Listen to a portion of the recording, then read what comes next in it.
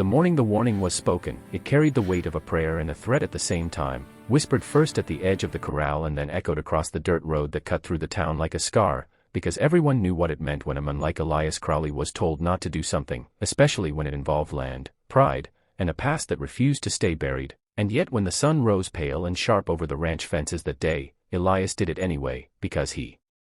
had lived his entire life under the weight of other people's rules, under promises broken by handshakes and smiles, under laws written by men who never bled on the soil they claimed to own, and when the town council stood on the porch of the old courthouse and said, don't do this, what they really meant was, don't remind us of what we did to you, don't force us to look at the truth we buried years ago, don't tear open a wound we pretended had healed. But Elias had reached the age where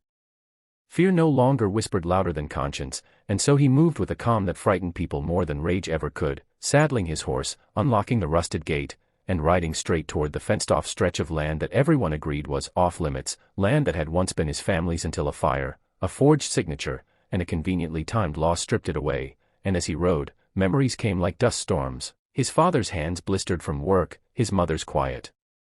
tears when the sheriff came, the way the town looked away while smiling politely, and when Elias dismounted and pulled down the warning sign with his bare hands, the crack of old wood breaking sounded like a gunshot, drawing people from their porches, shops, and kitchens, their faces tightening with disbelief as he crossed the boundary line that had become sacred not because it was right, but because it was convenient. And within minutes the air buzzed with outrage, shouts rising, someone running to fetch the mayor, someone else already framing the story as madness or revenge, because that was easier than calling it justice. And still Elias walked, each step deliberate, until he reached the center of the land where the old well had once stood, now buried under concrete poured by the town years ago to prevent accidents, though everyone knew it was to hide what lay beneath. And when he began to dig, slowly, methodically, with a shovel he'd sharpened the night before, the crowd erupted. Voices overlapping, accusations flying, some begging him to stop, others threatening arrest, but he didn't answer, because the truth doesn't argue, it waits. And with every shovelful of dirt, the town's outrage grew, not because of the act itself, but because of what it suggested, because if Elias found what he was looking for, then everything the town believed about itself would crumble. And when the sheriff arrived and ordered him to stop, Elias finally spoke, his voice steady, cutting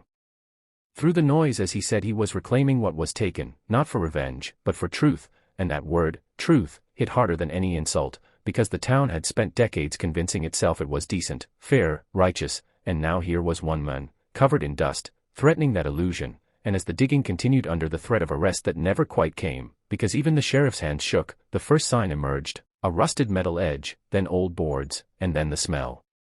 The unmistakable scent of something long hidden but not gone, and the crowd fell silent as the past surfaced, because beneath the concrete lay the remains of the old well, and inside it, the evidence of a crime the town had sworn never happened, the bones of Elias's father, who had disappeared the night of the fire, whose death had been ruled an accident without a body, without a question, without a shred of effort. And as realization spread like wildfire, outrage shifted, mutating from anger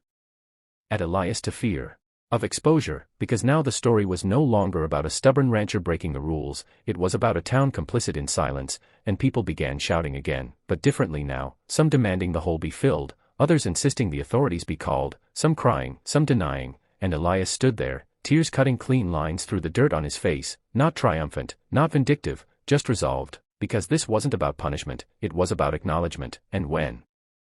the mayor finally spoke, his voice hollow, it was clear the old excuses no longer worked, that the outrage the town felt had nowhere to land except inward. And in the days that followed, the story spread beyond the town limits, reporters came, investigations reopened, names once respected now spoken with shame, and the land was returned, not just legally, but symbolically, to Elias, though he said the land was never really his goal, that truth was. And as fences were torn down and the well marked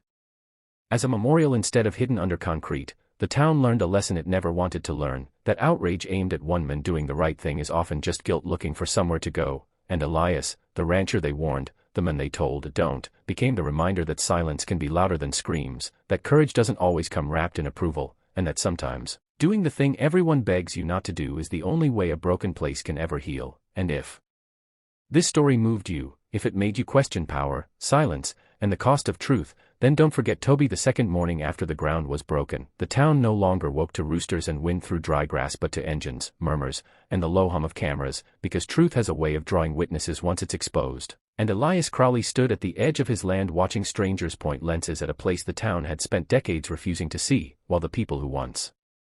crossed the street to avoid him now lingered nearby pretending curiosity instead of guilt, and the outrage that had first erupted like fire now simmered into something heavier, more dangerous, a quiet resentment mixed with fear, because outrage is loud when it's certain but grows silent when it realizes it might be wrong, and as investigators roped off the well and officials spoke in careful half-sentences, Elias felt the weight of eyes pressing into his back, judging whether he was hero or villain.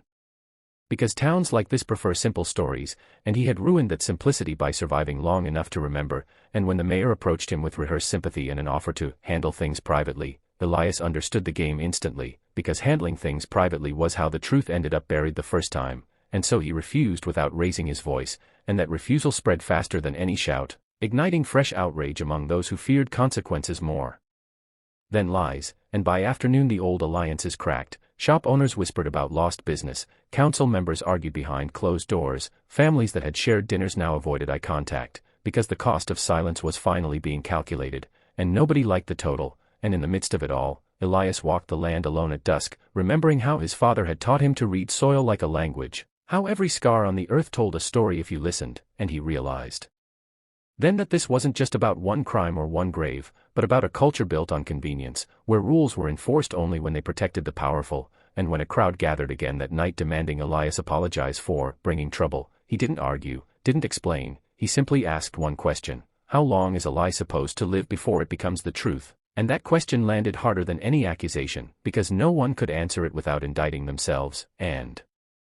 as tempers flared and someone shouted that he was tearing the town apart, Elias finally spoke with the calm of a man who had already lost everything once, saying the town had been broken long before he dug into the ground, that all he had done was stop pretending otherwise, and the silence that followed was not agreement but recognition, the kind that hurts, and when night settled in and the crowd dispersed, divided and uneasy, Elias knew the hardest part was still ahead, because exposing the past